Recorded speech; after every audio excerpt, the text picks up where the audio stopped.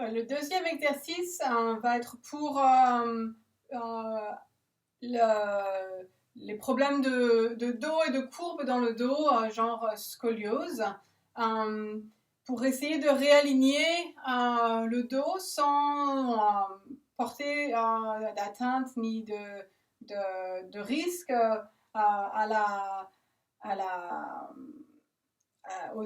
la colonne vertébrale elle-même. L'exercice le plus simple, c'est se mettre à quatre pattes dans ce qu'on appelle la pose de la table, donc avec les deux bras et les deux mains en dessous des épaules et les deux genoux en dessous des, de, des hanches, de la hanche.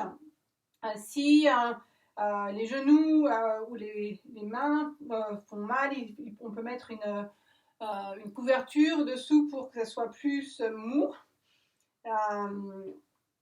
On peut aussi rouler une petite couverture sous les paumes des mains pour que ça fasse moins de pression sur les poignets. Especially pour l'arthrose dans les doigts, essayer d'espacer les doigts aide à ce niveau-là aussi. Et on va simplement essayer d'allonger le dos, c'est-à-dire qu'au lieu de pencher et de courber le bas du dos, de le faire le plus plat possible. Et pour ce faire, le plus simple, c'est d'arriver à bouger une jambe à la fois ou un bras à la fois. Donc, je vais me mettre sur le côté pour que ça soit plus visible. On va commencer par simplement bouger la jambe droite. On peut la bouger un tout petit peu à la hauteur que l'on veut, comme ça, ou tout jusqu'à droit. L'essentiel, c'est que quand on se met droit, on ne creuse pas le dos comme ça, mais on reste bien le dos droit. Donc, la jambe, et on peut y avoir un mur derrière pour nous aider à appuyer sur le mur comme je le fais, c'est-à-dire juste à bien avoir le dos bien droit et le bas du dos bien allongé. Pour garder le bas du dos allongé, donc on peut reposer la jambe, on alterne en fait l'un après l'autre. Pour garder le bas du dos bien allongé, on peut faire la même chose que dans la pose pour les hanches, hein, c'est-à-dire d'appuyer le nombril vers le bas du dos, la colonne vertébrale. Donc remonter les muscles abdominaux vers le haut dans ce cas-là, donc appuyer les abdominaux vers le haut. Et on peut continuer comme ça pour plusieurs fois pour que ça reste confortable. Donc d'avoir un mur derrière permet d'allonger encore plus. On peut aussi penser à prendre le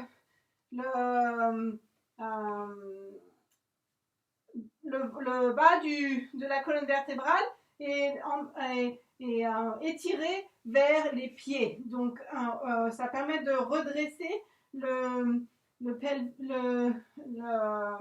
pelvis, ça ne se dit pas en français, de redresser les hanches de façon à ce que ça soit encore plus droit plutôt que d'être courbé en creusant le bas du dos. Donc vraiment l'essentiel, c'est de tourner cette partie-là vers l'arrière de façon à garder le bas du dos droit. Donc ça demande une action des abdominaux et des hanches pour tourner vers l'arrière.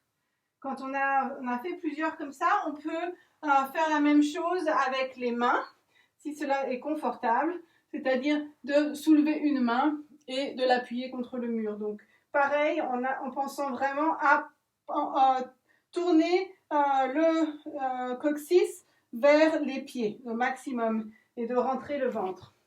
Et en échange, en tournant le coccyx, pareil, et on peut le garder comme ça tout le temps en ayant cette pression à l'intérieur du ventre pour faire tourner le coccyx vers la direction des pieds. Donc, autant de fois que c'est confortable, on peut aussi penser à essayer de bien espacer les doigts l'un de l'autre autant que possible. Voilà. Et quand on a fini, on va s'asseoir sur ses pieds et étirer aussi les mains vers l'avant en pensant de la même façon comme si quelqu'un appuyait sur le bas du dos, pas le bas du dos mais les fessiers de façon à amener le coccyx vers les doigts de pied. Et si c'est pas conseillé avec l'ostéoporose d'avoir quelqu'un qui appuie, bien sûr, mais c'est cette sensation qu'il faut avoir en continuant à pousser les muscles abdominaux vers le bas du dos qui aide à tourner le coccyx dans la bonne direction. Et en plus, on peut se relever et venir s'asseoir de façon correcte sur une chaise ou sur le canapé.